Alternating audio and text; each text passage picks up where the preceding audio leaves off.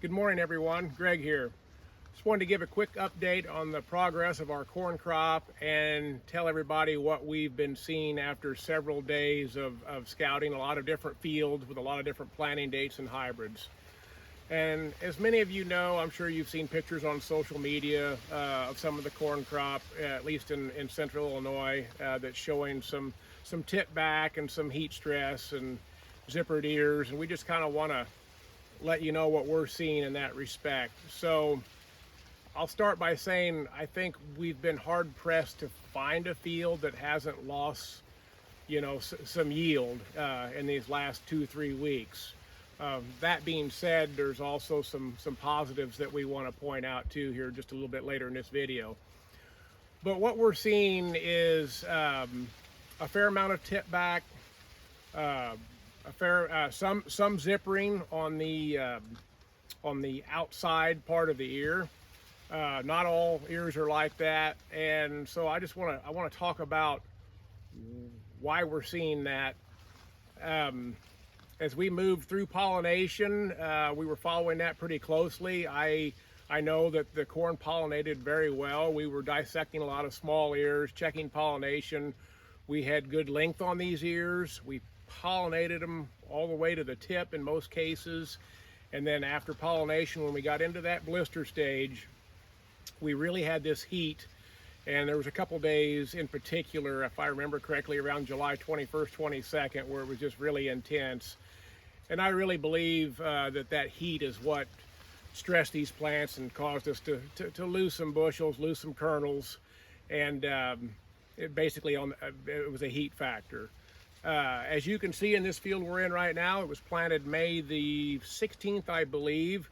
We've got excellent plant health. We're green from top to bottom, so that's really good. That's going to help us finish this crop. Got a representative sample here of an ear. We're seeing a lot of 1, 2, 3 inch tipping. This one actually started to pull back a little bit on the outside down here, but not bad. I will say that this corn's in the R3 stage, and when we're looking at that type of corn right now, it's probably about at the ugliest time it's going to get, so it can be a little bit shocking with these tips. It's going to look a lot better as this corn matures. Those tips shrivel, and it's a little bit of a shock factor. Some of it's not as bad as what it appears. It is really hard to put a gauge on what where we're sitting here because of the variability in the field. You can go through a cross section of 17.5 feet on these 30-inch rows, and you can find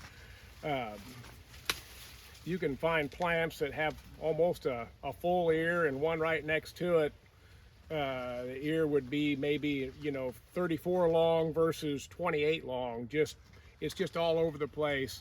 One thing that we've noticed is when we got around that, just after that 4th of July weekend, and really put a lot of stress on these plants, that's when we got uneven. And some of these plants, they're a little bit, some off-type plants, a little shorter. Compaction areas in the field were magnified in that time period. And those ears right now are the ones that are really showing up the worst. That's where we're getting the variability. For the most part, we started off really good. These fields had great emergent scores. Our bushels per thousand that we talk about, the goal for 8 bushels per thousand, we were really close to that on a lot of these fields in June, and then the weather variable took that away from us. So another thing we're seeing is canopy type has an effect on zippering some of these ears. Some of our hybrids that have a very open, upright canopy, it let more of that hot sun beat down on that ear, and that causes some problems also. What I do like is we are green, we are healthy, we're basically, for the most part, disease-free here. We've got 20-25 bushel to the acre of yield in play here on how we finish. So we finish this crop strong, we can pick up some bushels, and I think it's really gonna help us. What we need to do that is, of course, we've gotten our moisture here as of late, but now we need to have these bright sunny days, 80 in the mid 80s and temperate evenings. That's what's really going to put on the grain fill for us, and that's what we need. So that's kind of a synopsis on what we're seeing. Like I said, the variability is extreme. When we go through the field this fall, the yield monitor is going to be all over the place. But I think we just need to expect that. We're going to have some that's good and some not so good. Posted here with this video will be we'll have a blog, a little bit of I'll explain that in a little further detail with some pictures and representative samples by planting date that we're finding.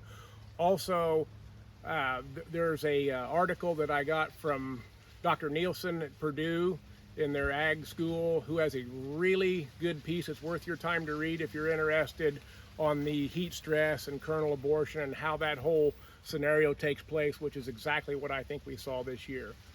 Next week, I want to provide you guys with a soybean update. There's a lot going on in the soybean fields right now. We've got these August rains, which is really helping. They'll be a little farther along, and we'll give you an update on that. Have any questions, please reach out to me. We'll be out looking at more fields and be happy to visit with you on that. So thank you, everybody. I hope you have a great day.